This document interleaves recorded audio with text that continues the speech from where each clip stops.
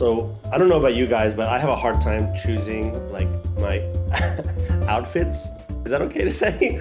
I never thought of like what I'm wearing for the day as like an outfit. You want to wear the sexy one or the slinky one or, the Puritan. Yeah, choosing my outfits for the day is like if I ever start thinking about it, I'm immediately stressed. So usually I'll just kind of grab whatever on the top of the pile or whatever on like the leftmost like hanger and just grab that one and just wear that, whether it's suitable or not. But did past you dress you because they put it there, or is this free will? Well, I just don't like thinking about clothes because I suppose I'm always kind of thinking about other little ideas and little comic sketches. little boots for I don't know.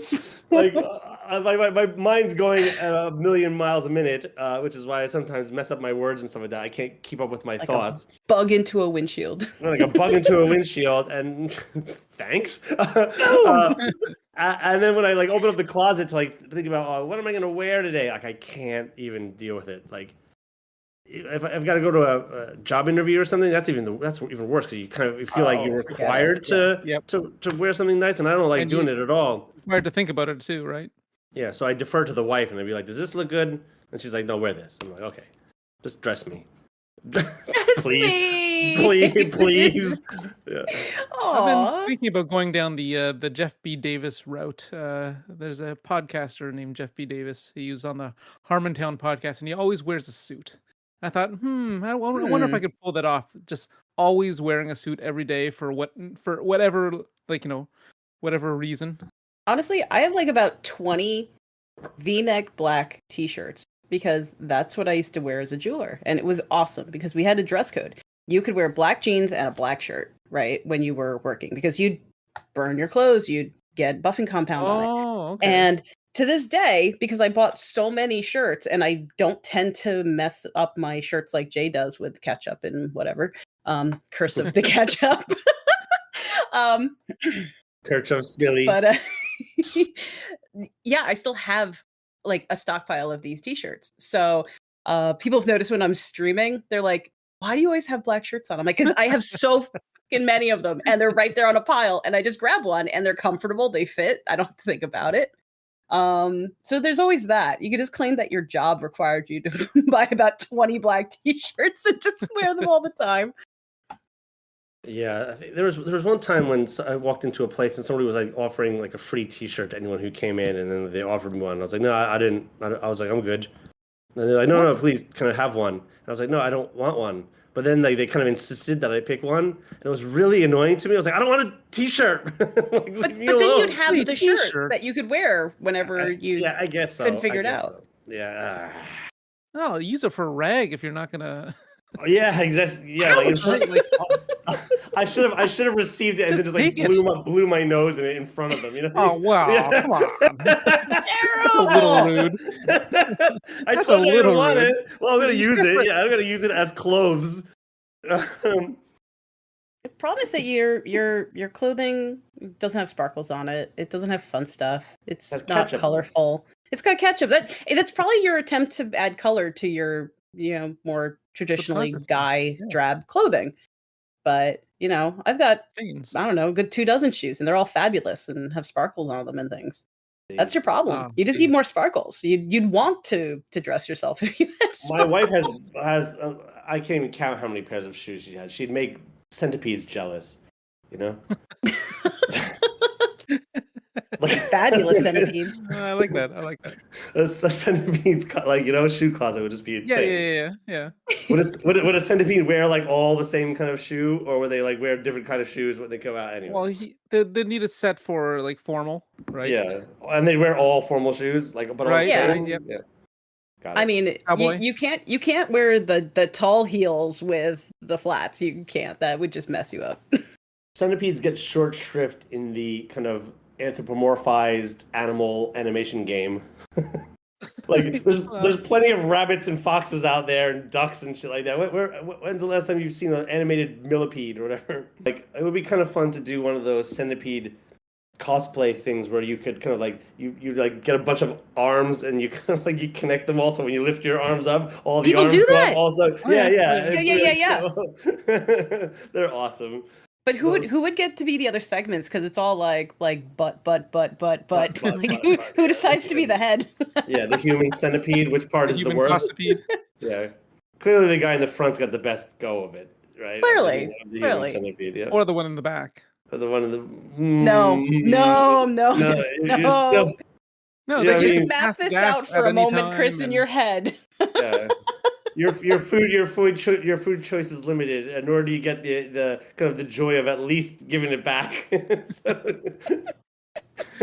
Actually, yeah. Thinking about it. That movie. Chris is gonna have nightmares about this. Speaking of cosplay, Sandra, I'm led to believe, and so are anyone that's on our Instagram would know that you've currently created your own costume recently. Yeah. Kind of got interested in cosplay this year. I've been a sewer, and I was just kind of catching on like various videos that like Is that the intense creativity of cosplayers is absolutely fascinating to me. Seeing people use like animatronics and LEDs and like how do they create these incredibly crazy, like larger than life anime characters? Not just anime, but any cosplay character. A friend of mine 3D printed an entire like Iron Man suit that he wore for Halloween, and he put like LEDs in it and all this kind of stuff. It's incredible. It's crazy. That is crazy to me after my experience of just having to 3D print one thing. But I was bringing a friend with me to San Diego Comic-Con. I was given a professional pass, so I didn't have to pay for it. But I was allowed to have 2 guests. So brought one of my friends, and she's like, "I've never cosplayed." And I'm like, "Do you want to cosplay? Do you want to try it?" And this was her first convention in general. So there's going to be a whole lot of firsts. And the first being San Diego Comic-Con was a whole nother experience. Mm-hmm. Yep. But it was like, yeah, I'd like to do this. And, but she doesn't sew. So that fell to me to pull that off.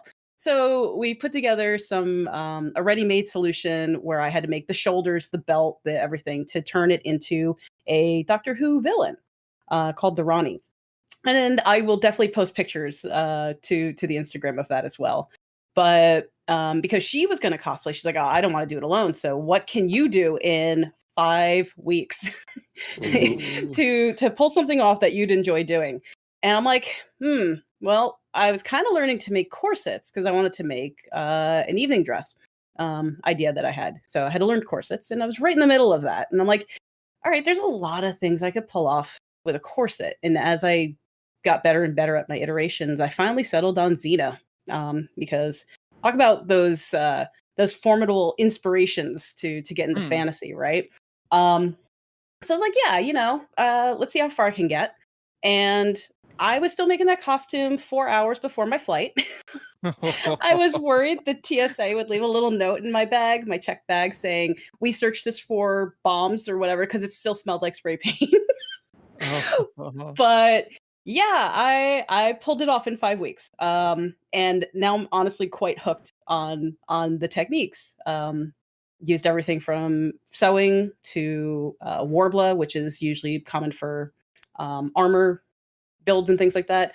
EVA foam's the other thing for armor builds. And just had to pull in so many weird techniques in a hurry that, yeah, I'm totally hooked. Absolutely hooked. And had to blast talking to all the other cosplayers at San Diego Comic-Con. There's that weird TSA moment where you kind of get stopped and your luggage checked and you have to explain, no, this is just a Xena costume. The funny thing is I know somebody who works as a TSA checker, and he's like, "Nope, not even close to the weirdest thing that we've seen." Oh, yeah. I can't even imagine the stories they have. Yeah. And especially when you're heading off to a con, there's going to be so many people checking things like that they're just like, "Yep, just another one, just another one." It's not weird at all. Yeah, cons are very intimidating. But on the topic of clothes and costumes, we started off our cold open talking about clothing, and despite not wanting to choose them and getting anxiety having to pick out an outfit, there is something quite magical about when you have something on that changes your personality and how you act. It's very unique in that way, right? And that's what's so fascinating about Halloween. You know, everyone who you see walking down the street who might look like a businessman or very serious, and then there's a kind of one time a year where they could be a bit wild, and they put these costumes on. They get to act like a different person, and it's very liberating in a sense. And the costume helps you kind of shed another kind of egoistic layer of yourself and become this other person. It's an interesting concept for that, because I've heard from people who, it's going to be their first con, how intimidating it is, because the sheer number of people present can be one thing affecting anxiety of going to a large event. Just to, like, being in a whole different, like, there's a whole culture to conventions, and even individual conventions tend to have slight variance to that. If you're going by yourself, that's can be really scary, because, like, well, if there's a whole community already, how do I become part of that? And cosplay is such a amazing way of getting into that world, because every cosplayer that I ran into was so friendly, so welcoming, so wanting to talk about theirs and mine, and what did we do, what materials. It was just like, it's the immediate, like, friendship maker. So I'd say that if anybody is about to go to their first con or thinking about it in the next year or two or something like that, and even remotely want to try cosplay, you do not have to make your own costume. That's another, like, misconception, is nobody's going to make fun of you because you bought a costume or assembled it from various parts and things like that. Everybody just wants to have fun, and they love when they see their favorite character dressed up, no matter, like, how close to the original it looks, or even just how inspired it is. It is absolutely the friend maker. You become part of the in-group. Yes. Yes. I think I'll wear I'm reminded of one of my early Halloween costumes, which I went as Superman. And I had the little plastic mask that carves up your face with a little rubber band that snaps immediately. So now you're just holding the mask. But this was like what was a knockoff one of that. So, like, the little onesie that you could the little plastic onesie that you'd put on would normally just, like, have a picture of, like, Superman. So as if, like, it would stop at the neck and it would be like the Superman outfit and stuff like that. No, but this one was just like a picture of Superman on it. What? It was so bad. Like, oh, come on. Wow. So embarrassing. But yeah, I do think there are some. Maybe it's gotten better these days, but I've heard that there's a bit of gatekeeping as well to, like, the cosplay community, because, like, a lot of people, like, especially, like, the influencers and people who do cosplay professionally, there's people who say, like, they shouldn't do that because they're not even a fan of the anime or whatever, but they're dressing up as this character and they don't even know anything about it and all this kind of stuff. It's like, well, I think there's kind of two different camps here a little bit, right? You could enjoy the cosplay if you're just a cosplayer, and you can enjoy cosplaying because you're a fan of that thing, and don't yuck another person's yum. Let them do what they want to do. But I've heard that there is an element of that within the cosplay community at cons, but perhaps you haven't experienced. Who are you dressed as? I don't know.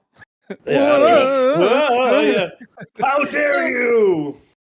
You bring up probably the other thing that gives people anxiety about cosplaying, and I'm glad you did. Because you're going to see quote unquote professionals. Honestly, they don't tend to talk to everybody else. They go there, they catch their footage, they do their their stuff out front of the building, whatever, and you never see them again. Yeah. Like, it's wild. A lot of times they don't even make their own stuff. They'll hire professional prop makers, costumers, things like that, and it's just that's their persona. That their job is as influencers. They provide a persona online, right? So yeah, they're not even a problem. They don't really judge you. They don't tend to interact with you, at large. What I've seen more is people who are not cosplaying coming up and not having the social skills to, like, be nice about something that they love. Like, anybody who comes up and critiques your cosplay, it's because they're a mega fan of that fandom, and they'll say something like, "Hey, you realize that the swirl should go counterclockwise, right?" And they're not attacking you. They just know that fandom so inside and out that they're trying to be helpful usually. So it takes a bit of a twist of the mind to go, oh, they're not criticizing my my recreation, they're trying to share the fandom with me in the way that they do, right? There are, now that's not to say that there aren't people who are kind of creeps and things like that. So you got to be aware of that. No matter where you are, there could be creepy people doing creepy things, and they come up to you saying something, and then they get in your personal space, and you just have to be willing to be like, yeah, can you just take a step back? Things like that. Yeah. But so many of the problems that cosplayers had faced originally, like years and years ago, when this really started ramping up into like a full-fledged like art form, a lot of it's been corrected through outreach. Like, people know not to just go up to somebody cosplaying and just take their photo without asking. Like, nobody took my photo without asking, which was like, I was prepared for it, but no, everybody was incredibly respectful, really nice. Like, yeah, a lot of the horror stories that I was told to expect never materialized. It's not to say don't be on your guard. Don't walk from the convention center to a hotel that's blocks away by yourself. Things like that, be careful. But no, did not experience any of the negativity that plagued earlier, the earlier times of cosplay. So what advice would you give to somebody who's interested in trying out some of the cosplay stuff before going to a con, but one, doesn't have a 3D printer, two, doesn't have a ability to sew or craft or whatnot, but still wants to be part of it? I suppose one of the easy solutions is just go as a character like Hitman and, shave your head, put a barcode on the back of your head and wear a suit, and there you go. You're good. 100%. Yeah, you nailed it. Do something that's modern, or do something that's whimsical. Like, if you have any budget, say you have $30, right? Find somebody on Etsy who's doing like 3D printed dragon horns, and just wear dragon horns through the convention center.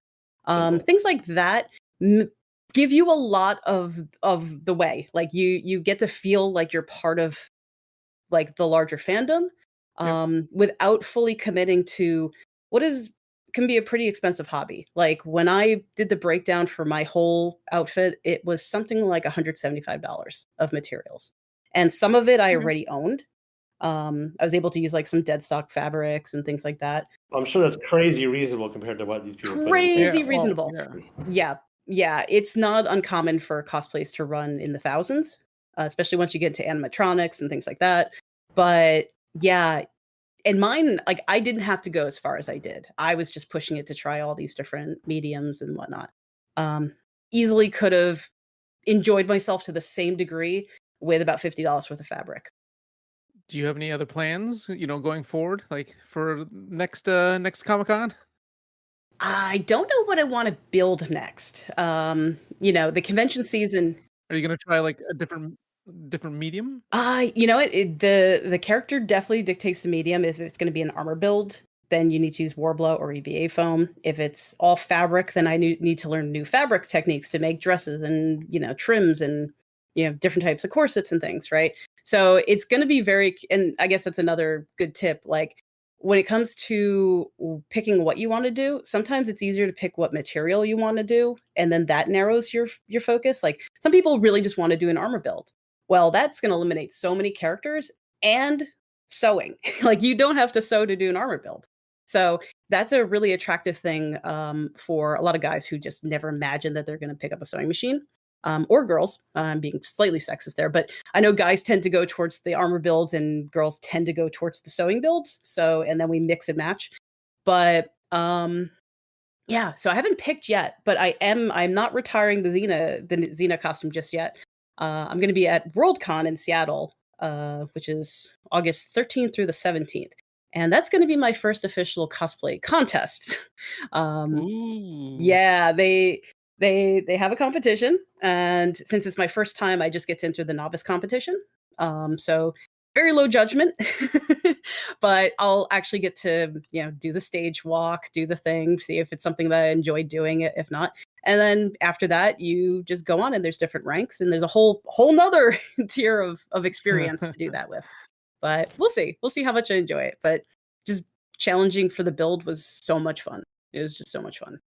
Well, perhaps you could rustle up a few links that listeners who are interested in this kind of thing are doing a little bit of deep dive, like might be able to, we can direct them to, or like, well, check out this link for doing this, or check out this link for doing this, and that might be able to help them kind of at least kind of kickstart a hobby that they might have an inkling towards and to dip a toe into. Yeah, 100%. Look into the comments. I will have a crazy number of links to other YouTubers where I learned all of this stuff. That way I can give them props for all the help that they gave me. It's a community, and everybody has a component that's really going to help you get there. Yeah, it's fun. I highly encourage anybody to try it that even has a little bit of curiosity. Well, I'd also like to say that you could do a lot just with cardboard and like cardboard boxes and things like that, and just some simple acrylics. I had a Halloween party for some high school students that I taught, and some of the original costumes that they came up with were just phenomenal. Some kids were, they were shots of people that you would see on Instagram, and so they just basically cut out a frame as if it was a picture on Instagram that they could hold, and so when they were behind the frame, they were as if someone on Instagram. But it had all these little bits of string that could have like the little hearts that were hanging there, as if it was like kind of like all stickered up and stuff like that. It was such a nice little idea that was so simply made, and probably made for less than 30 cents in an old cardboard box or something like that. So yeah, you could do some fascinating stuff with it. I've seen some pretty cool ones with cardboard. I think they were using cardboard, but they were making like almost like pixel art type thing, like live Minecraft characters. Minecraft. Yep. Yeah. Yeah, but like it was like almost like a Nintendo game, right? Like, and it was like the side view of them, so you could only really see it from the one side, right? But it looked like the characters like a Mega Man or like a Metroid type, like oh, that's awesome. creature. So like an 8-bit kind of cosplay. 8-bit or 16-bit. Awesome. Yeah, they're so awesome. There are a couple online that just blew me away. I'm like, that's an amazing idea. See, it's that clever and creativity that absolutely drew me to it. And every year you just get more and more of these like images that come out on social media or in person, and it's just like, oh my god, I never thought of that. And yeah, it's just such a great art form.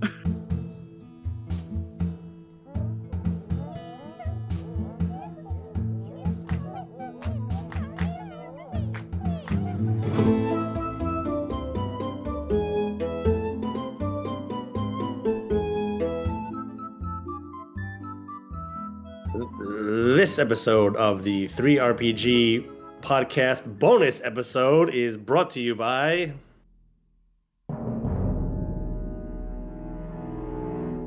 For those times when you are fighting for your life without the possibility of a break, Dimensional Diaper has your back. Be it overwhelming fear, simple convenience, long lines at your yearly conventions, or that suspicious stew at Uncle Scabby's Tickle Shack, let us be the nappy of holding of choice. No wasted time, no smell, just peace of mind. Dimensional Diaper can hold up to 500 pounds of unpleasantries and your dignity. Dimensional Diaper. Anytime, anywhere, but here. I've got some ideas for some convention D&D campaign setups, or for one-shots. All right, so here, let me tell you what you... please tell me what you think of these, all right? All right, first one.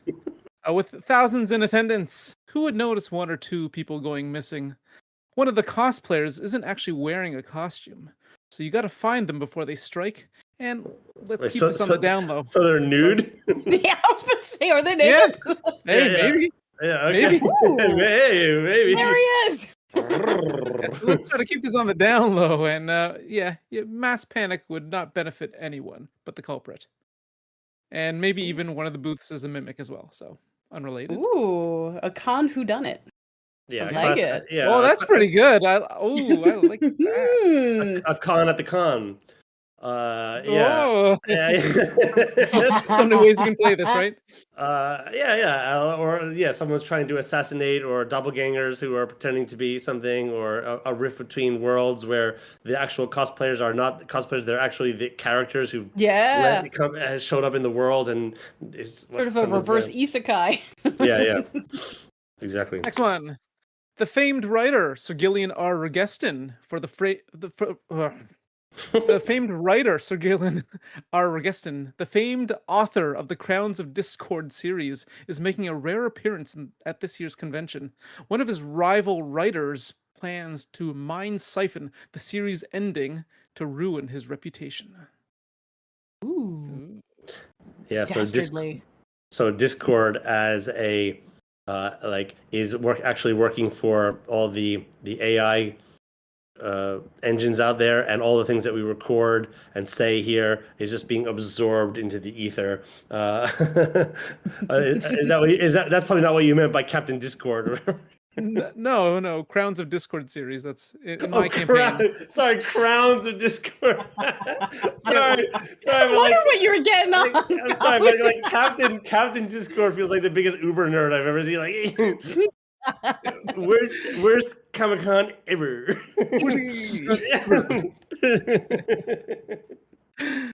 All right. So yeah, that's pretty much just like, George R. R. Martin. He's getting his story stolen by someone, pretty much. Yeah, that was the concept. Penis, fluffy penis, fluffy penis. Fluffy penis. God. Oh my god.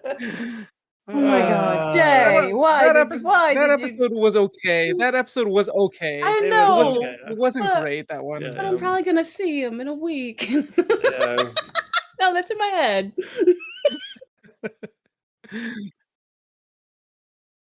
Comic-Con has arrived, and the sheer number of attendees is far beyond expectations. Businesses are loving it, while the residents are getting frustrated. And this is only day one. Additionally, something seems off about the convention goers. Demons? Fae? Outsiders? And no spots at any restaurants, bars, or inns, or places in the street. What sort of deal did the mayor make for this? Well, I think each of these ideas has a little like sprinkling of Cthulhu nature that you could pull out. I think the comments coming in. What is it actually doing?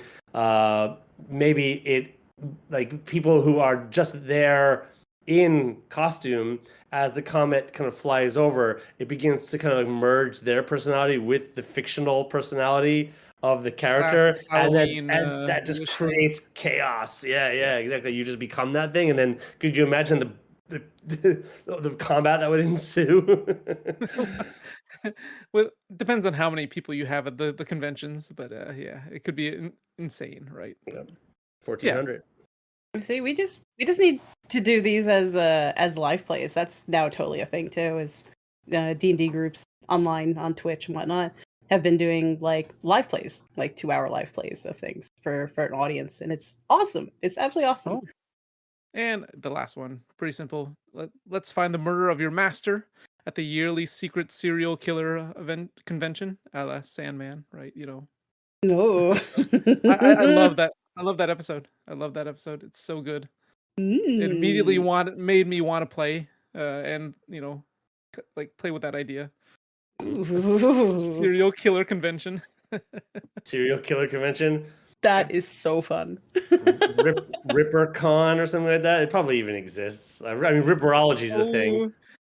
Yeah, but yeah, which is always kind of such strange to me. It's like, why is like that one such a like sticky kind of? I guess because they got away with it. Like, I mean, the Zodiac Killer, I get. And it's got all the great elements. It's like Victorian, so you've got that era that people love, and then you've got the mystery, and you've got honestly, you've got prostitutes. Like, yeah, I guess there's an upswell of loving that kind of like facet of history. Is like, yeah, no, it has all the elements to be like really intriguing.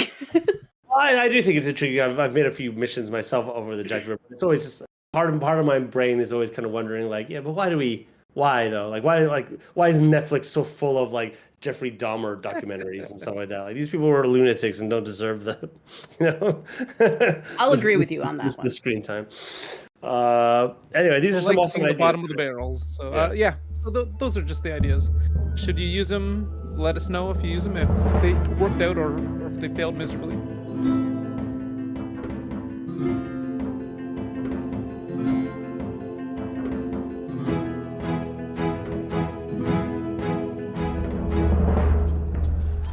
So another common question that I get from fellow creatives in the industry is, how do you network at such an event? It's usually very fan focused. Do you go to panels? Do you go to after events? Do you just walk up to people as they're, you catch them in the hallway, things like that. And it's overwhelming. There's so many damn people there. So many. And when we say so many, we're talking, God, what was it, 100? No, I'm sorry. San Diego Comic-Con 2 years ago was estimated at 212,000 people. But that doesn't include, that's inside the convention center and outside, because it spills out into the rest of the downtown, into offsite events. So, yeah, I think the convention center is 145,000 capacity, which is huge, right? That's insane. So, like, how do you network? How do you meet people? How do you make connections? How do you expense this trip as a business expense because you're a professional and you're working? And that's the real question, right? So my first suggestion is panel, right? You can choose to do one. If you're a professional, doing your first panel is a really great way to get exposure and show that you're, really engaged in your craft, in the industry and things like that. But if you're a little bit unnerved by doing your first panel and you don't have anybody to do a panel with, because that's always the best, is when you can team up with somebody else that you're like in the same industry or adjacent. But if you're not ready to do your first panel, go stalk the panels of people you want to meet. Almost always they will hang around and take questions. They'll let you buy them a coffee.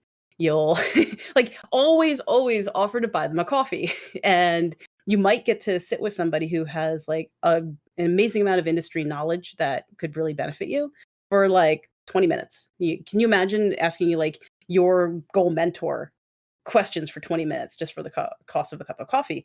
And I've done this before. Like, it's amazing. And they're really happy to help and really flattered that you want to spend the time with them.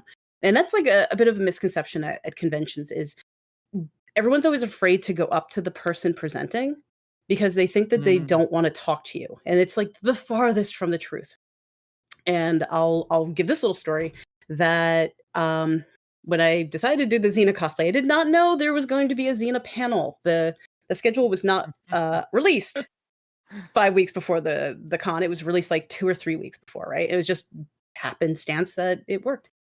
One of the writers for the show was, or probably the lead writer for the show, was actually on the panel, and I got to talk to him for a few minutes after the panel. He like came out and chatted with us and things like that, and I got pictures with them.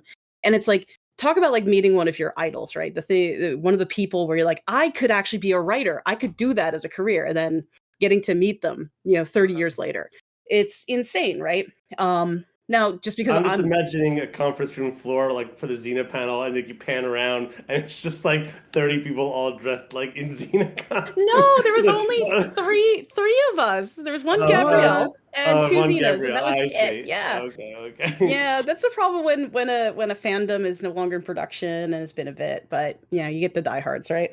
Yeah. So yeah, go up and talk to people. Like, they will be flattered that you want to talk to them. It's not scary. It's not anything. And if they're busy, they're busy. They're just going to politely tell you no. But it's an incredible opportunity to meet people you wouldn't normally intersect with in any other venue. So, well, another massive con here in Japan is the Tokyo Game Mart, which I go with my game company Tanuki pretty much every year, and it's all the people who run the booth there are incredibly friendly, ready to talk, and also ready to kind of exchange their information / ideas for projects or possible future collaborations. So for the more introverted listeners out there, just creating a set of business cards, homemade or professionally made, if you like, with a QR code that could link to some of your products, a sample of your work or something like that, and just handing them out. And people will be lucky to happy to go back and scan that and check out. People love free stuff. Free stuff. Yeah. Yeah, I mean, that's a good point. Jay, you've spent time at conventions. I mean, and we would run in like roughly the same circles. Like for the US, Tokyo Game Art would be kind of like Gen Con in Indianapolis would be the equivalent. What kind of suggestions do you have for like people who want to come meet the creators? Like, what examples do you have? What stories do you have of meeting fans of your games? Well, just like I said, just do it. People are there to meet people. That's why they're there. They're there to show people the stuff that they've made. Everyone is there to. I mean, there are a few booths who, oh, I'm doing this for somebody, and I'm an intern, and I'm just getting paid, if at all, paid to stand here and hawk this product. But with the Tokyo Game Mart, it's like mostly independent creators who are all really happy and proud of the stuff they've made. So everyone's like really willing to talk, and so it's just a matter of just saying hi and sitting through a play demo or something like that. But it's a very different animal than San Diego Comic-Con, where you got these like really big industry professionals and like that. It's much more kind of localized. I was kind of wondering, what is, like, for San Diego Comic-Con, what is the TTRPG presence like there? It's not as large as, say, for the current fandom. So or I would PAX say, or whatever. Yeah, San Diego Comic-Con was a bit of a surprise to me. This was my first year going. It is so fan-focused that it's the place for the reveals. It's the place for the big, TV show reveals, book reveals. If a star is going to make a presence, it's at San Diego Comic-Con. So it's so much about the fan service. And it's the only convention that I've been to that is so heavily towards the audience versus other professionals. But I did sit in on a number of panels that were like how to kickstart your use Kickstarter to launch your game and things like that. So there's a lot of panels that you might miss. Behold, if you're only trying to like stock whole H, you'll miss these other gems. But yeah, there were so many like really interesting, game producers that were giving these like great, how do you market? How do you network? How do you like all these kind of things that, and you could see everybody that was in the audience was like hungry for this information. And these are again, another place to find your community, depending on what your niche is. There's plenty of game companies that spawned because people made connections at, conventions. Found that other person who has that other missing part of the puzzle to make that company actually turn into something great. The problem with fans is they're always saying no. Oh, God. Boo. Boo. I thought fans go brr. What bears what bears further explanation though is knowing what your convention is for, because conventions can be expensive. Ticket price, hotels, depending. They're usually in cities. It's not unusual to spend upwards of $2,000-$4,000 to attend one of these. It turns into people's whole 1 year vacation spots, right? So for anybody who's wondering what convention to go to for their particular niche, feel free to reach out to me and I'll give suggestions. My contact information is always down below. But in general, if you're looking for, that fan-focused thing, San Diego Comic-Con, New York Comic-Con, and C2E2, which is Chicago. Those are big. And Emerald City Comic-Con. Those are your biggies. There's some others in Florida and whatnot. If you're looking for fantasy focus, like fantasy sci-fi, like big fandoms, including gaming, Dragon Con's really good for that. God, what else? Gaming specific is Gen Con. And there's so many smaller local ones to go visit. Norwest Con is a really great one up here in the Pacific Northwest. I'd love for any potential listeners to write down if they've organized or created any con themselves, some of those local cons in the comments below, so that they could help to advertise and get people to come to the things that they like. Please do, because we all talk. We all say what our favorite cons are to our fellow industry professionals, and we love the small cons. We absolutely love the volunteer-run ones. So please let us help get the word out about what you guys are working on out there. Well, and in closing, I would like to say that I think one of the important things for people to know who's never been to these type of things before is that they're pretty intimidating in the scale and the amount of things that are going on, the amount of events that are going on, the amount of booths that you could visit. And so if you're going to spend that kind of money to go to one, spend the time to stay there for multiple days and don't see everything in the first day. In fact, it's probably impossible to see it all on day one anyway.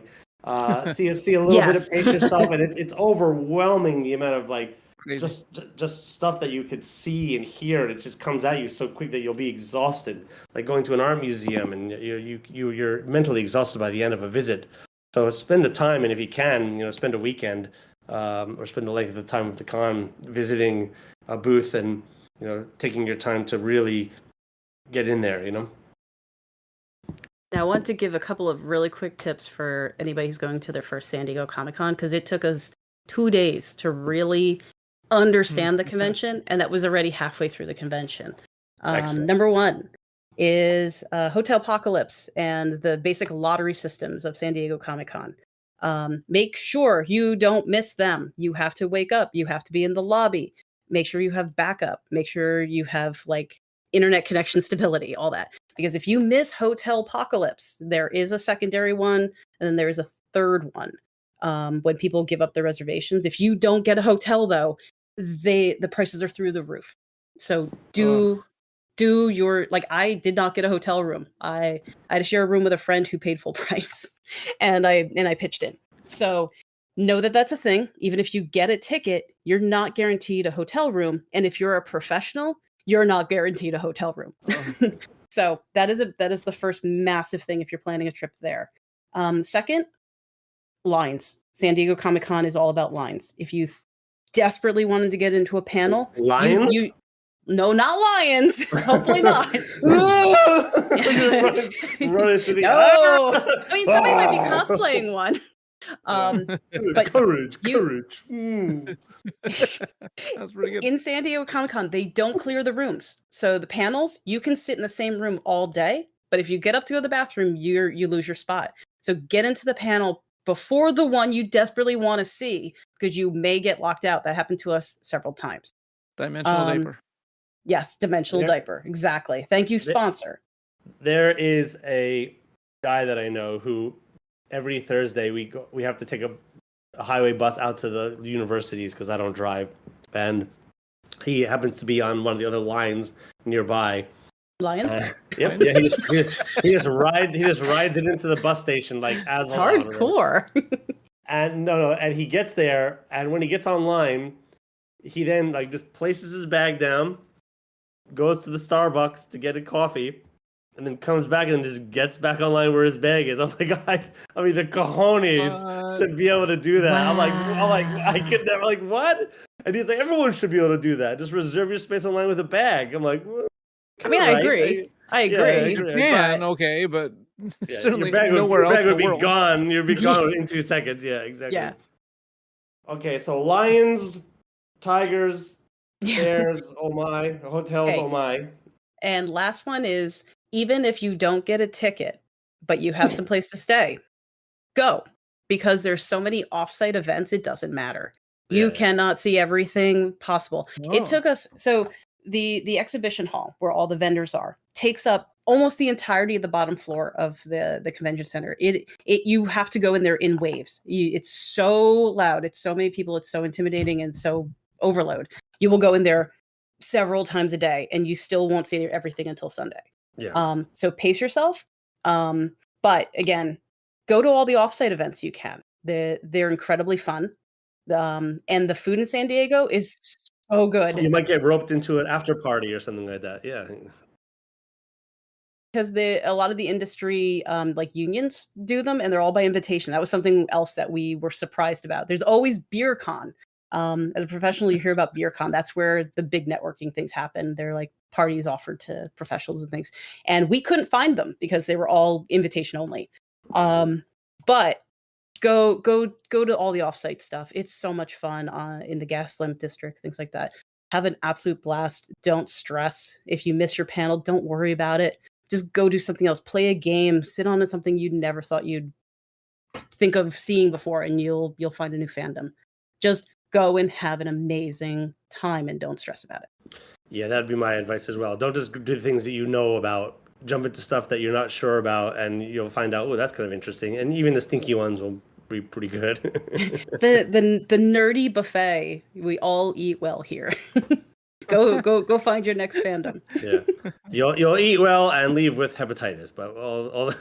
Hopefully not. Hopefully not. Depends what you're eating. Sorry, it's one of my running jokes for going to some of the game marts here in Japan, where Everyone comes back with hepatitis? Well, no, it brings out a lot of the hikikomori, I think, and a certain fandom that these con halls, you get the con cooties. Yeah, these conference halls get a certain funk after a certain day of just everyone just wandering around, being hot and busy and working extra hard. Strangely, San Diego Comic-Con didn't have as much odor as some places. The AC was definitely pumping.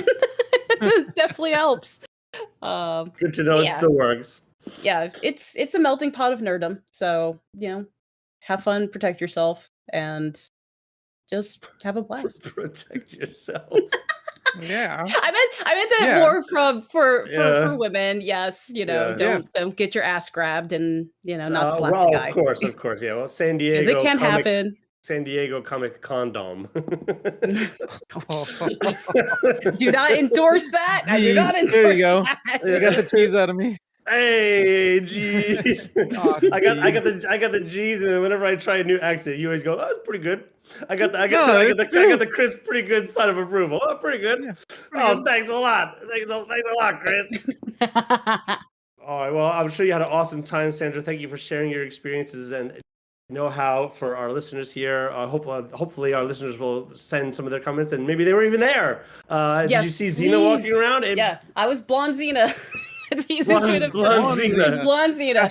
And if anybody's going to be in Seattle next week for Worldcon, I've got like 8 events. So please just check out my website. I have them all listed, and I would love to talk to you and nerd out. So come find me, and we'll go have a coffee.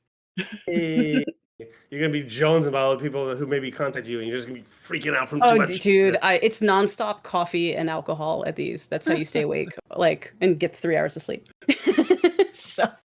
Well, next time, in order to telegraph yourself, next time you're walking around the con in the Xena costume, you just have to have like a boom box that plays the Joseph Loduca soundtrack. Oh wow! Bonus points. You actually you know the composer. Of course I do. Of course you do. Though he reused a lot of stuff, but like the soundtracks and especially the themes are iconic. Yeah, Hercules so and that good. Army. Darkness, blah blah blah. Anyway, okay, guys. See you soon. Bye. Bye. Have a good one. Thanks. The 3RPG podcast is produced and performed by Sandra Rosner, Chris Takasaki, and Jay Underwood. Music and audio editing, mix, and master is done by Jay Underwood. Art by Chris Takasaki. If you'd like to be a guest on the show or have any questions, please email us at 3rpgpodcast@gmail.com. If you would like to support the 3RPG podcast, please visit our Patreon or visit our website at www.3rpg.com. That is THREERPG.com.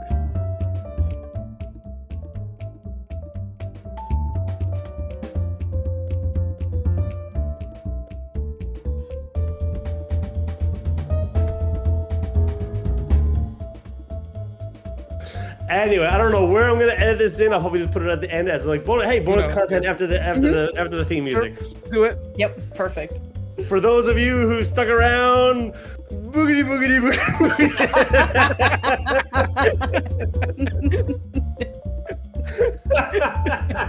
Jeez. Oh.